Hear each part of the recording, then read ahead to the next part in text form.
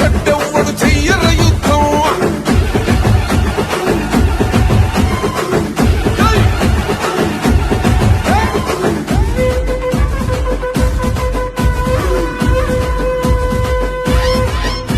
మహనీయుల తీరు మారుమోగే పేరు నీతిగల్లా చోరు పవనన్నది చూడు.